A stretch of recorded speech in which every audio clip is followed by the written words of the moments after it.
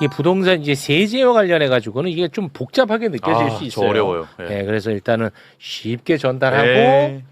이것이 과연 부동산 시장 안정화로 이어질 것인가? 그런 이야기는 전문가에게 조언을 한번 구해보겠습니다. 네. 전문가 속에서도 또 오늘 레드팀 가동됩니다. 자, 지금 함께 하시죠. 부동산. 자, 그러면 한 분 한 분 만나보겠습니다. 부동산 강경파 이광수 열사님 박수로 모시겠습니다. 안녕하세요. 안녕하세요. 이광수입니다. 네, 고맙습니다. 아, 오늘 어떤 의견 주실지 너무 궁금합니다. 예. 자, 그리고 부동산 온건파 한문도 교수님 박수로 모시겠습니다. 안녕하세요. 예.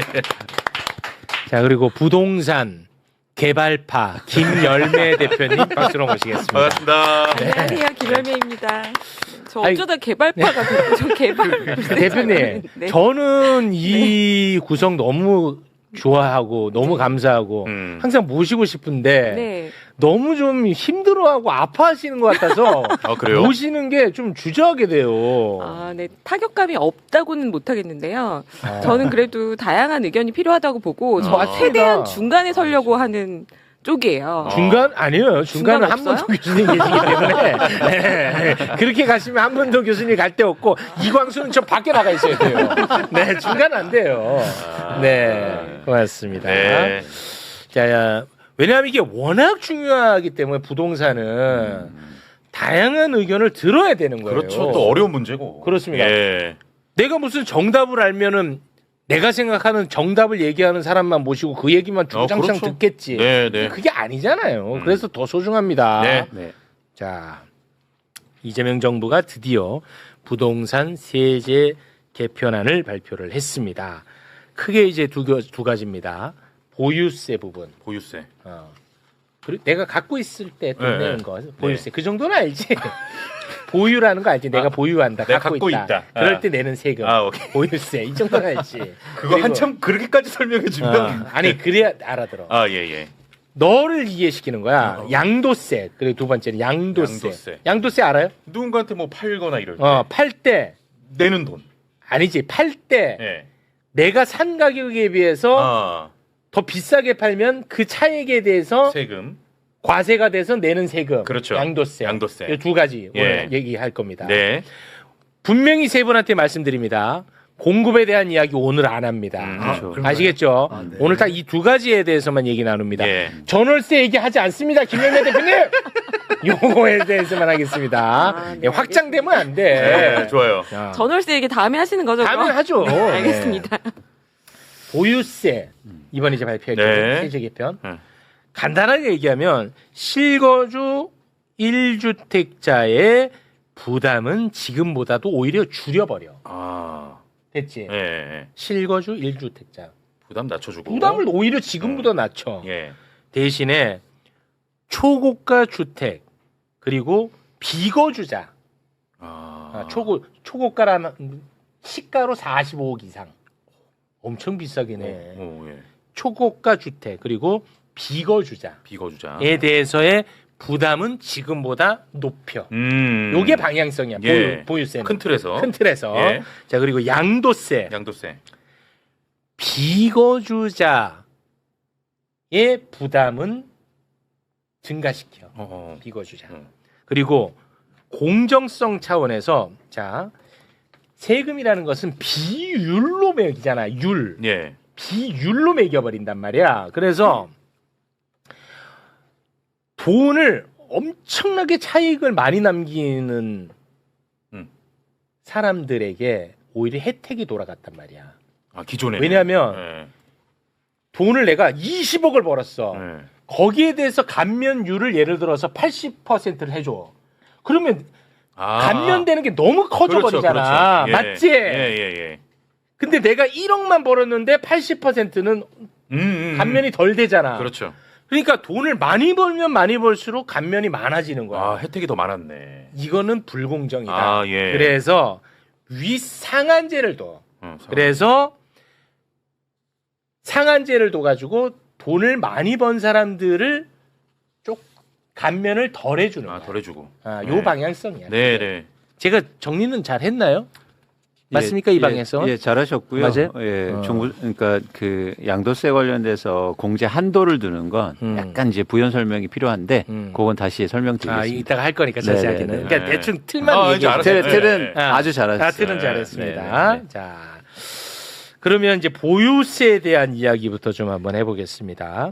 똘똘한 한 채 보유자 그리고 비거주자에 대한 종합부동산세를 높이는 방향인데 시가 네. 40억 원대의 고가 주택에 대한 부동산세 세율을 다주택자 수준으로 이제 상향을 합니다. 그리고 과세 표주 산정할 때 뭐 공정 시장가액 뭐 이런 거 이상한 곱해줘. 막 0.6 알아요. 곱해주니까 막 엄청 예. 또 떨어지잖아. 네네네.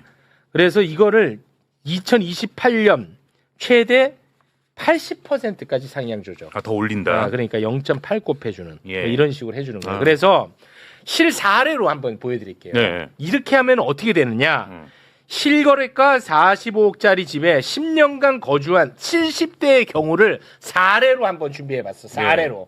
자, 일단 10년 거주 사례 2026년엔 종부세 154만 원, 10년 보유 사례입니다. 종부세 154만 원인데 그러니까 지금 이제 현행에서는 네. 이렇게 낸다는 거야. 현행에서는. 내년부터는 10년 거주할 경우에는 종부세 200만 원, 10년 보유할 경우에는 614만 원. 그러니까 거주한 오. 자에 대해서는 오. 보호를 해주지만 보유만 한 사람에 대해서는 많이 부과한다는 거야. 그리고 2028년에는 10년 거주할 경우 281만 원인데 10년 보유한 경우에는 종부세가 1,019만 원으로 늘어나네요. 그렇습니다. 자, 그럼 이제 디테일은 우리 이광수 대표님이 설명을 해주시겠습니다. 일단 이번에 정부가 발표한 부동산 세제 합리화 조치, 네. 그러니까 정부가 한 명칭인데요. 이 세제 합리화 원칙은 이제 설명 주셨는데 크게 두 가지 정도 방향성입니다. 뭐냐면 보유해서 거주로 간다. 보유해서 거주한다. 네. 그러니까 대한민국의 부동산의 구조 자체가 그동안은 1가구 1주택을 선하게 봤어요. 네. 그러다 보니까 1가구 1주택을 가지면 예를 들어서 뭐 세금도 많이 감면해주고 깎아주고 네. 많이 안 내고 했는데 이제는 거주를 해야 그렇게 가겠다. 네. 직접 거주해야. 거주가. 그래서 이번에 큰 틀이 바로 보유해서 거주로 바뀐 게 네. 바로 큰 변화입니다. 그래서 말씀하신 것처럼 아까처럼 보유했을 때와 거주했을 때와 보유했을 때의 종합부동산세가 엄청나게 차이가 차이가 나는 거예요. 크더라고. 네. 그 차이를 크게 만들었어요. 그래서 앞으로는 집을 보유만 하려고 하지 마라. 이런 메시지를 명확하게 준 거죠. 그러니까 내가 거기서 생활할 거 아니면은 부담이 클 거야. 시장에 내놓는 게 좋을 걸 뭐 이런 거겠죠. 그렇죠. 그리고 두 번째가 그동안 한국의 부동산 세제의 문제점이라고 전 본 건 뭐냐면 네. 역진적인 구조였어요. 즉 무슨 얘기냐면 집값이 많이 오르고 또 이익이 큰데 상대적으로 세금을 덜 내요. 역진적이죠. 그게 불공정이야. 예를 들어서 근로소득세 같은 데는 누진이잖아. 훨씬 더 많이 월급을 많이 받으면 세금을 많이 내지 많이 않습니까? 내죠. 네. 그런 이게 기본 체계예요. 과세의 기본 체계가 한국의 부동산세에서는 그게 무너져 있었죠. 근데 이번 부동산 세제 합리화를 통해서 역진적인 구조를 누진적으로 간다. 그래서 이제 쉽게 말하면 돈을 많이 내면 세금도 많이 내라. 많이 벌면 많이 내라. 네, 그리고 많이 오르면 많이 내라. 그래서 초고가에 집중된 거예요. 그렇습니다. 보유세라든가 양도세가 이렇게 여러분들이 보고 뭐 세율이라든가 이런 것들을 보면 되는데 또 하나 이제 흥미로운 지점은 뭐냐면 아까 초고가 주택이 실거래가가 정확히는 한 42억에서 43억 원 이상인데요. 네. 그 이하는 보유세가 오히려 줄어들어요. 줄어. 이거 중요한 포인트야. 네, 종합부동산세가. 예. 네, 오히려. 그러니까 그래서 이런 역진적인 구조를 더 크게 만들었고 그리고 실거주자를 더 우대하는 정책을 많이 만들었고 그렇게 우리가 정리할 수 있습니다. 또 하나 이제 덧붙이고 싶은 건 뭐냐면 아까 양도세 공제 한도를 새로 신설했어요. 그게 무슨 얘기냐면 어딜 한번 봐주시냐면 5페이지를 한번 해주실래요? 자료 5번. 네, 자료 5번입니다. 자료 5번. 자료 5번을 보면 이봐, 전문가들이 갖고 오는 자료는 보기가 어려워.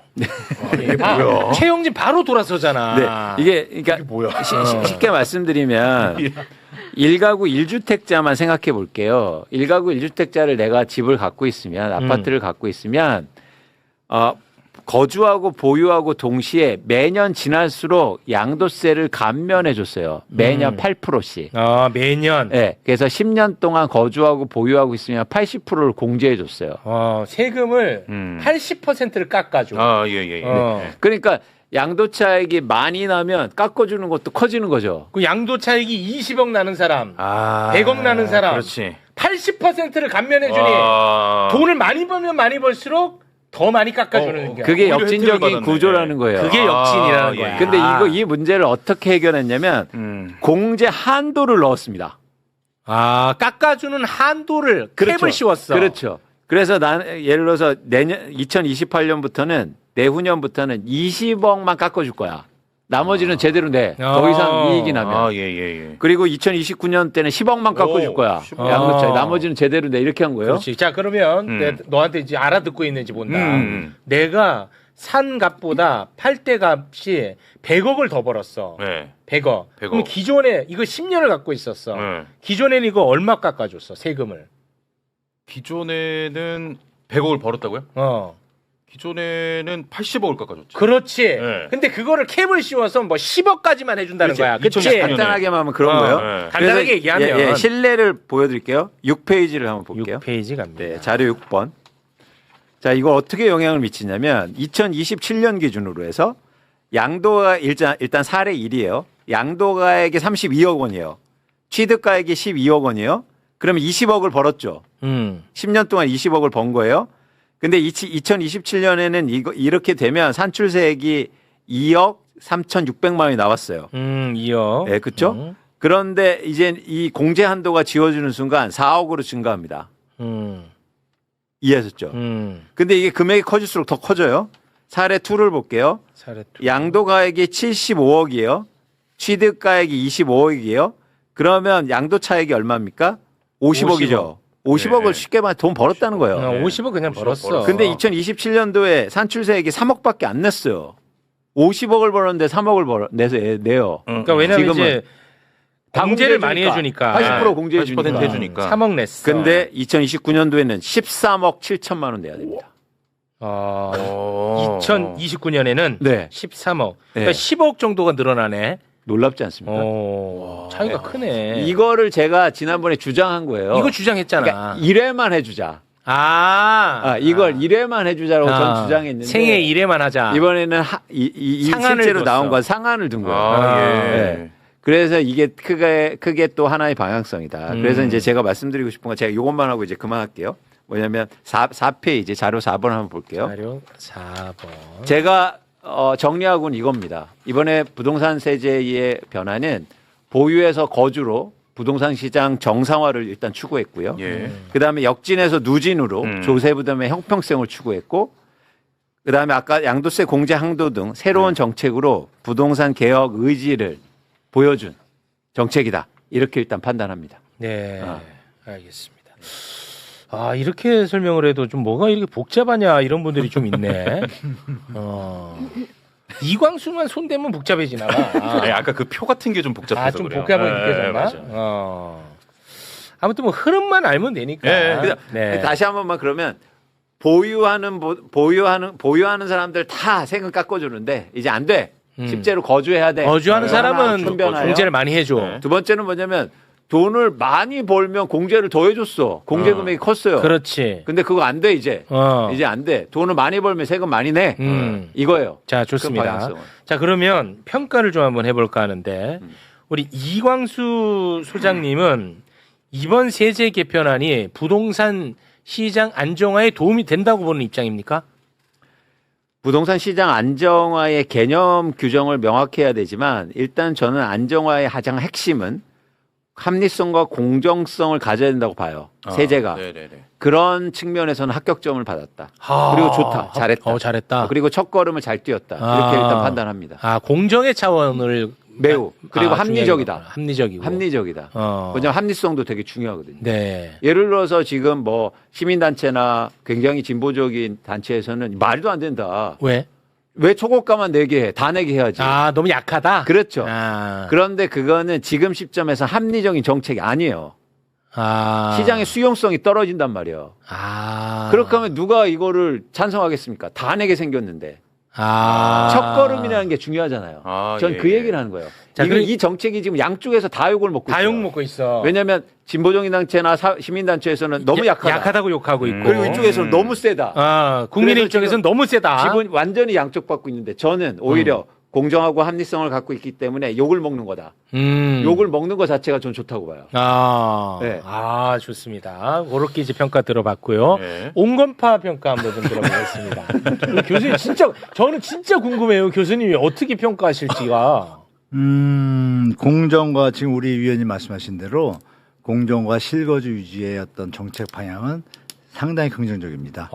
그러나 덧붙일 게 하나 있죠. 뭐냐면 제가 항상 말씀드리는 거 모든 정책은 정책이 암만 좋은 뜻이어도 뒤에 문제가 있는지를 체크해야 된다. 이 얘기를 그냥 첨언으로 드리겠습니다. 뭐 예를 들어서 예외 조항 이런 걸로 빠져나간다? 아니죠. 이 아니야? 제도를 시행했을 때 네.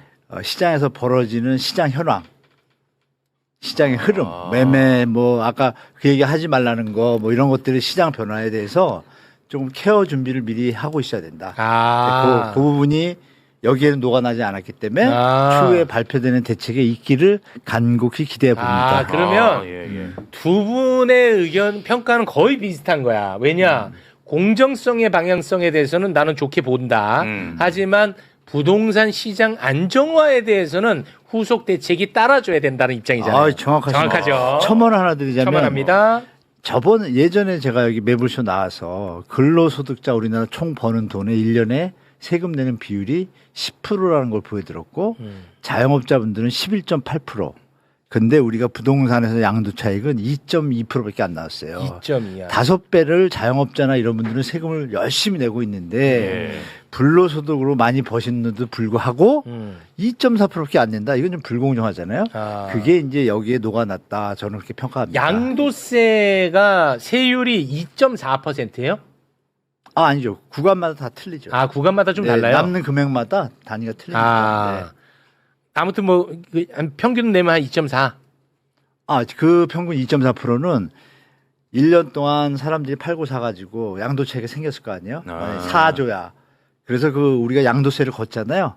근데 우리가 감면 조항이 이렇게 많잖아. 이걸 막 차포 뛰다 보니까 결국 2.4%. 최종적으로. 실효세율이 2.4다. 그러니까 5배 차이가 나잖아요. 일반 자영업자나 근로자는 공정과세는 좀 어긋나죠. 그 부분에서 이번에 설명드렸고. 그러면 우리 교수님도 좀 약하다는 쪽이네요. 공정 관점에서도. 사실 그런 부분이 남아있죠. 좀 그러시군요. 구분해가지고 좀 디테일하게 더 들어가야 되는데 알겠습니다. 아까 말씀하신 것처럼 한 번에 다 하면 힘드니까 수용성 문제 가고 있는 것 같아요. 스텝 바이로. 그렇게 알겠습니다. 봅니다. 네. 문제가 있으면 또 수정을 해야겠죠. 알겠습니다. 자, 오늘의 이제 하이라이트가 될 것 같습니다. 김열매 대표님은 어떻게 평가하십니까? 네, 종합 부동산 세란 무엇인가라고 저는 여쭤보고 싶은데요. 이게 이제 재산세하고 종부세를 나누는 거에 자체의 논란이 계속 있어요. 이중과세. 네.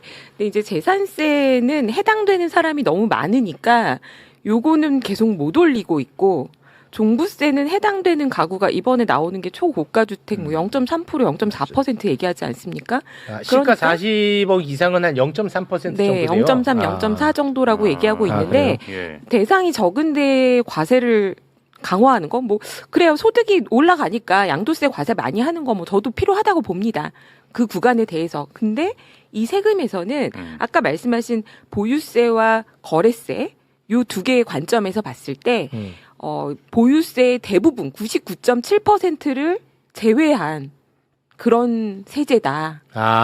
진짜 재산세를 빼고 얘기하느냐? 네, 재산세에 대해서 과세를 합리화하는 거 분명히 필요하거든요. 근데 이거는 합리화라는 것은 지금 재산세가 올려야죠. 너무 낮다는 거예요. 낮죠. 너무 낮고. 너무 근데 요거를 하려면 결국에는 양도세를 좀 완화해 주면서 재산세를 보유세를 좀 올리고 그리고 이번 세제에서 빠진 게 취등록세거든요. 취등록세. 네, 그러니까 구입할 때 그러니까 거래세에는 두 가지가 있는 거죠. 살 때 내는 거랑 팔 때 내는 거. 요 두 가지를 같이 얘기해야 되는데 취등록세는 빠졌다. 그건 빠져 있다. 네, 그리고 이번에도 저가주택, 비아파트 주택에 대한 고민이 어디에도 반영이 안 된 것 같다라는 생각이 좀 들었습니다. 네. 근데 반전인 게 우리 대표님이 오히려 제일 강경한 것 같은데. 저는 재산세 인상에는 찬성합니다. 왜냐하면 우리나라 재산세는 굉장히 낮은 편이에요. 근데 이제 거래를 원활하게 해줘야 시장이 굴러가는 거고요. 보유하면서 토지를 누리는 거에 대한 가치는 같이 공유하는 거니까 재산세는 올리는 게 맞다고 저는 보는 입장이거든요. 근데 요거는 얘기를 못 하고. 그 얘기를 못 하는 것은 조세 저항 때문에 아마 못 할 거라고 평가하시는 거죠? 저는 그 부분이 잘 이해가 안 되는 게. 이해가 안 된다. 네, 잘 이해가 안 됩니다. 왜냐하면 이거는 소수만 때리는, 제가 지난번에 나와서 했던 발언 중에 이제 어차피 문제가 됐으니까 얘기하면 배아파 정책처럼 보일 수가 있다. 집 없는 절반의 국민들한테 제일 부자한테 과세할게라는 시그널을 준 거라고 생각이 되고 오히려 전 국민이 토지를 공유하고 있고 재산을 갖고 있는 사람은 토지세를 내야 되거든요. 이게 선진국의 그 조세의 흐름인데 요거에 대해서는 구체적으로 얘기를 하지 않고 있는 거죠. 네. 이 얘기는 오늘 또 매불쇼에서 부동산 얘기를 굉장히 많이 다뤘는데 처음 듣는 얘기인데 이건 어떻게 보십니까? 그러니까 이 재산세하고 종합부동산세의 충돌 문제는 또 얘기가 넓어지니까. 또 넓어져? 네, 그러니까 우리가 일단 발표된 제가 그냥 제안드리고 싶은 건 이거 발표된 내용에서 좁힐 필요가 있어. 부동산은 그렇죠. 넓어지면 한없이 넓어지더라고. 그러니까 그 지점이 문제예요. 그러면 물이 타지거든. 그러니까 자꾸 이런 얘기하니까 아까도 정확하게 말씀하셨는데 야 공급 먼저 하고 세금 얘기해. 이런 얘기를 해요. 보수 언론들이. 야 공급도 부족한데 무슨 세금 아니요. 공급은 공급대로 하고. 그렇지. 세금은 세금 얘기 해야죠. 제가 그 대통령 토론회 할 때 했는데 왜 공급 얘기가 거기서 없네요. 그 자리는 세금 얘기하는 것이에요. 오케이. 맞는 말씀. 그러니까 이게 범위를 확장하는 순간, 그러니까 이게 관점이 흐려진다. 논의가 좁혀지지 그래서 못하더라고. 마치 종부세는 무력화되는 것처럼 얘기하거든요. 오케이. 그래도 저 한 말씀 드려야겠어요. 네. 왜냐하면 자꾸 이번에도 핀셋 조세라는 얘기가 나오거든요. 자꾸 부동산을 핀셋으로 접근하니까 시장이 더 혼란스러워지는 거거든요. 그래서 저는 종합적인 관점에서 조세 체계를 건드려야지 이렇게 여기 건들고 저기 건들고 네네. 올렸다 내렸다 하는 게 알겠습니다. 신뢰를 주지 못한다. 알겠습니다. 이렇게 말씀드려요. 네. 그 종합적이라는 게 한계가 있는 거예요. 예를 들어서 그러면 우리나라 모든 세법을 다 건드려야 되거든. 부동산에 대해서는 체계적으로 해야죠. 그러니까 그 체계 종합적이라는 건 틀을 만드는 게 종합적이라는 거예요. 제 관점은. 오케이. 그 관점에서 이 정책은 의미가 있는 겁니다. 그 틀이라는 건 바로 얘기 드렸듯이 공정과 합리예요. 일단 이 틀을 만들어 놓은 거예요.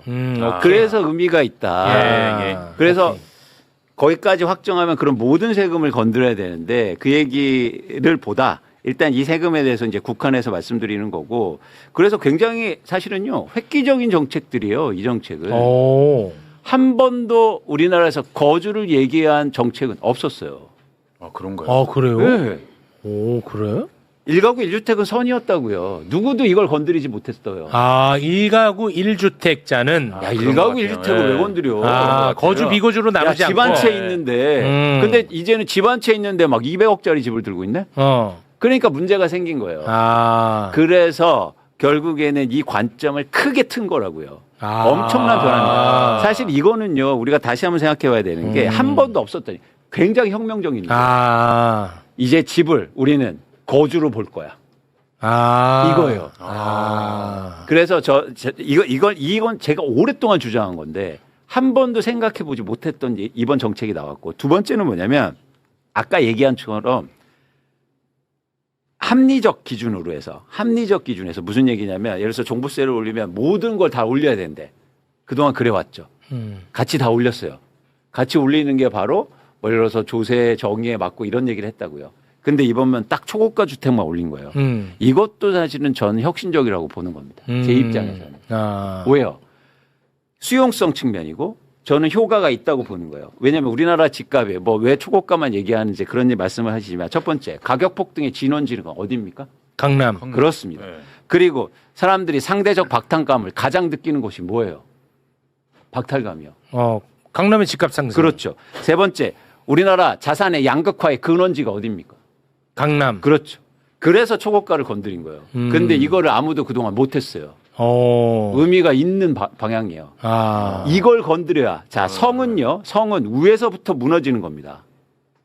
그걸 한 거예요, 이번에. 그래서 의미가 있다라고 평가하는 거죠. 그러니까 이번에는 또 수용성 측면에서도 부자 과세 굉장히 심플한 메시지가 나가기 때문에 맞죠. 다음에 정권이 누가 들어오더라도 이거를 원래대로 되돌리기가 정치적으로 부담스러울 것이다. 그렇죠. 0.3% 5만 가구를 혜택을 주기 위해서 법을 바꾼다? 그러면 부자감사로 욕할 거잖아요. 많은 국민들이. 왜냐면 이게 종부세가 정권마다 계속 바뀌거든. 그 짓을 못할 것이다. 그리고 전 효과도 낼 수 있다. 어떤 거냐면 초고가 주택이 이렇게 해서 가격 상승률이 둔화되고 시장이 안정되면 전체 시장에 영향을 미칠 겁니다. 왜냐하면 저 지향점이 없어졌잖아요. 지향점이 없어지니까. 그리고 또 하나 예를 들어서 뭐 요즘 또 얘기가 나와요. 그럼 20, 30억대가 오르지. 아니요. 40억대가 가격이 떨어지고 예를 들어서 안정화되는데 어떻게 20, 30억이 계속 오릅니까? 천장이 있는 거잖아요. 천장이 있어. 그렇죠. 그러니까 무슨 얘기냐면 천장이 40억까지 있는 건 너무 높은데? 아니 단계적으로 계속 내려오는 거죠. 내려와. 네, 네. 그 영향이.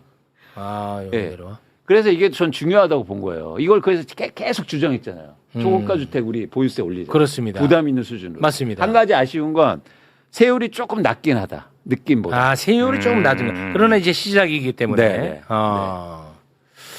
근데 이게 이런 정책들이 우리 최영진이나 최욱 씨 같은 경우 이게 알아듣기가 어려운 게 과세 표준 뭐 이런 단어가 자꾸 들어가니까 공정가액 뭐 이런 이게 거. 어려워. 네. 과세 아니 우리는 이제 실거래가로만 우리가 평소에는 그렇죠. 알고 살아간다고. 네. 근데 과세 표준 12억 뭐 이러니까 또 우리는 실거래가에 익숙해지니까 되게 또 낮아 보여. 이렇게 낮은 아파트에 왜 이렇게 과세를 또 많이 해? 이렇게 돼버리니까 여론은 또 안 좋아져. 이런 것도 한번 좀 행정적인 부분 한번 손 대야 돼. 과세 표준 맞아요. 이런 거. 잘 못 알아듣겠지. 못 알아듣겠지? 네. 내가 너 마음 잘 알아. 나도 그저께까지 너처럼 무식했으니까. 알겠습니다. 이제 시작이다. 이걸로 모든 게 해결되는 건 아니다라는 거는 뭐 정확한 네. 말씀이죠. 네, 네. 시장은 잘 끊었다. 저는 이런 평가를 시작을 잘 끊었다. 내렸고 이제 후속으로 또 계속 나와줘야 되겠다. 그러니까 후속뿐만 아니라 중요한 건 뭐냐면 이 틀을 이제 만들어 놨으니까 큰 틀은 사실은 변화한 거거든요. 관점이 완전히 달라진 거예요. 알겠습니다. 네. 자, 레드 팀 또 한번 가보겠습니다. 네, 김영애 대표님. 지금 그 강남의 그 고가 주택을 규제할 거라는 얘기는 이미 5월 9일에 팔라고 하면서 얘기 다 했었잖아요. 그래서 네. 그때 매물이 많이 나왔죠. 그리고 실제로 강남 3구에 급매가 나와서 조정이 좀 있었습니다. 그런데 두 가지 문제가 있는데요. 첫 번째는 그 기간 동안에 서울에서 어디가 제일 많이 올랐는 줄 아시나요? 노도강. 네, 노도강이라고 얘기하는 노원구, 도봉구, 강북구, 성북구, 기름미아 이런 동네들이 10억에서 15억으로 빠르게 올라간 게 이제 강남을 누르면서 사람들은 공포감을 느끼는 게 자꾸 규제가 나와서 내 집 하나 못 살까봐 지금이 마지막일까봐 더 급한 마음에 달려가는 수요가 오히려 중저가 가격을 올려놨거든요. 근데 이번에도 지금 45억 이상 얘기하고 있잖아요. 네. 천장이 어디냐고 하셨는데 네. 제 생각에도 이 정책의 부작용은 딱 그거예요. 45억 이상 사람들이 집 팔면 5억짜리 집으로 이사 갈까요? 아니 40억 살던 사람이 5억짜리로 가지는 않죠. 안 가겠죠. 어디로 수요가 가장 많이 몰리겠냐는 거예요. 근데 근데 실수요자들은 아니라는 거 아니에요?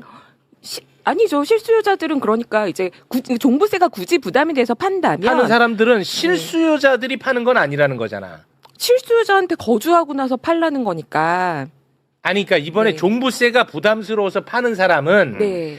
내가 실수요자가 살고 아닌가? 있는 집을 파는 건 아니지 않느냐는 질문입니다. 저는.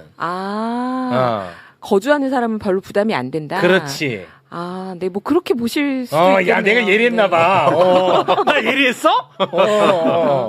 근데 이제 고령자가 아닌 젊은 사람들은 고령자 대비해서 2배 가까이 내니까 뭐 이것도 좀 차이가 있긴 할 겁니다. 근데 저는 이제 강남을 누른 결과가 상반기에 보여준 풍선 효과였다라는 거고, 두 번째는요, 양도세 일시적 유예 이런 거 하지 않았으면 좋겠다고 제가 지난번에 말씀드렸었어요. 왜냐하면 정책의 일관성이 중요하기 때문에 차라리 양도세라는 거를 가액 금액별로 어떻게 요율을 바꾼다든지 다른 체계를 고민해서 내놔야지 한시적 유예랑 비슷한 말이 또 나오면 사람들은 양도세는 팔 때 내는 건데 2년 후 3년 후에 또 세제 바뀌겠지라고 생각하는 게 시장에 안 좋은 시그널을 준다. 근데 이번에 그 자료 화면에서 12페이지 자료 12번을 보여주시면요.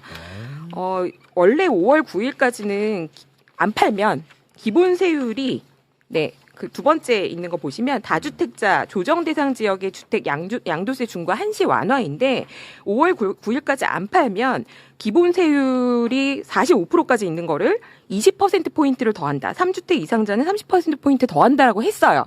그래서 금매가 나왔습니다. 맞아요. 그런데 이번 세제가 나오면서 또 다시 한시 완화가 나온 거예요. 그래서 27년에 팔면 지금부터 27년까지는 5%포인트만 더 내면 되니까 사실상 기본 세율이랑 별 차이가 없는 겁니다. 그럼 앞에 금매로 판 사람들은 억울할 거고요. 그리고 27년에 그럼 사람들이 열심히 팔 거냐? 지나봐야 알겠는데 이거 또 이렇게 생각하지 않겠냐라는 거죠. 그래서 저는 이런 게 세제를 체계적으로 다 돌봐야지 네. 자꾸 한시적 완화, 기간으로 하는 것들이 부작용을 만들고 있다. 이렇게 말씀드리고 싶습니다. 이 부분 혹시 알아들으셨어요? 네, 이거는 알고 있습니다. 알고 있습니까? 네, 오, 그거 따로 설명 안 합니다. 그러면. 네, 그때 많이 또 다뤘던 많이 다뤘던 내용인데 이건 알고 있습니다. 이거 이제 중과 유예 이제 안 한다 끝. 했다가 그래서 다시, 5월 10일까지 5월 10일부터 이게 바로 발생했거든요. 네, 그렇죠. 시행되고 있습니다. 네네네. 그런데 그렇게 되면은 파는 사람이 이제 또 없어질까봐 매물이 안 나오니까. 매물이 안 나오니까 좀 한시적으로 약간 좀 완화합니다 이번에. 네, 그 부분에 대해서 이 정책의 일관성 무너지는 거 아니냐 이런 지적인 것 같습니다. 네. 혹시 뭐 여기에 대해서 뭐 첨언하실 부분이 있을까요, 우리? 특별히 없고요. 네.